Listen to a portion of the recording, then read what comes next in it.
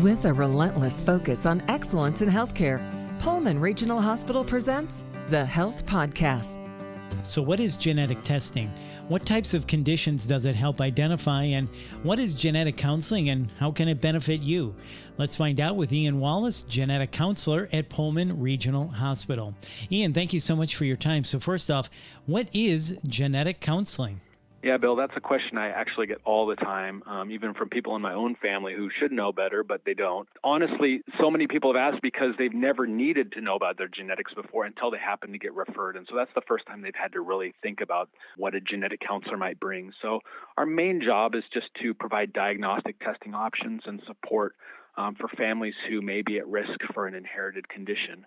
We are investigating the health problems that are present in the family, really trying to take puzzle pieces and assemble them to determine what's going on, because it can be kind of a mystery sometimes, and you have to do some of that research.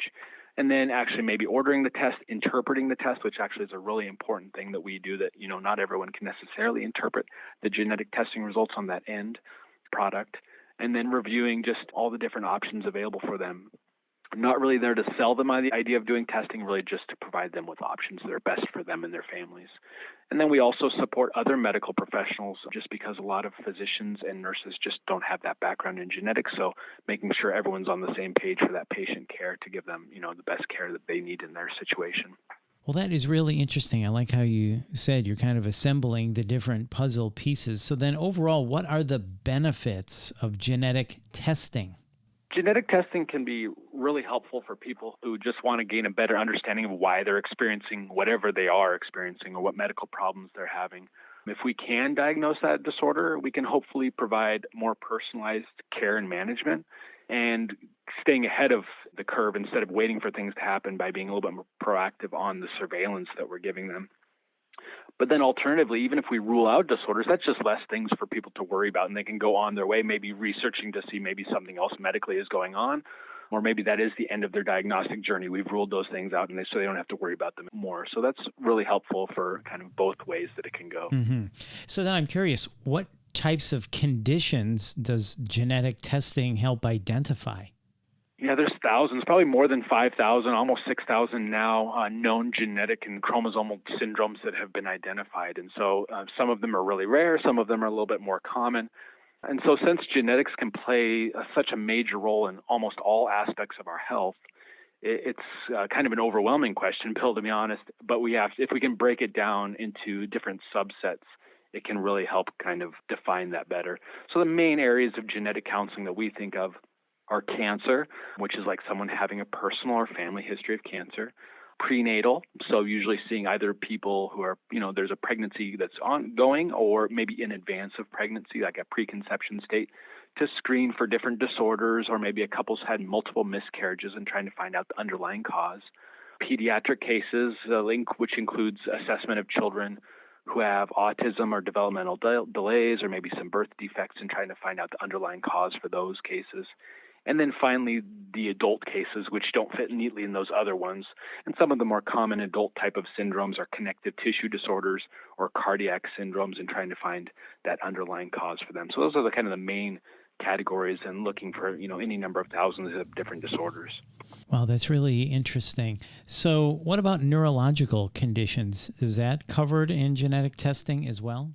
Absolutely, yeah. So if it's mostly it's going to be in those pediatric or adult realms, depending on, who the age of the person sitting there. But there are many, many different neurological disorders out there. Some of them are common disorders that almost all of us have heard of before, just as an example, like Huntington disease. But then there's very rare syndromes out there as well, where maybe seizures or other neuro-MRI anomalies have been identified that we can hopefully find an underlying cause for. So then who is a candidate for genetic counseling? Since there just are so many disorders out there, that's a really broad question. So it's going to really base on what that patient has been experiencing or what their family has been experiencing. So one of the best kind of just blanket statements you can say is that if someone's just concerned about these, maybe they should talk to maybe their primary care provider to see if they should be referred to a genetic counselor. And then hopefully as part of this interview, my contact information hopefully is put out there as well. I'm always happy to answer any questions by phone or email if someone just has, those questions to see if they would be a good candidate to talk about these options. So you just mentioned a physician referring someone to a genetic counselor.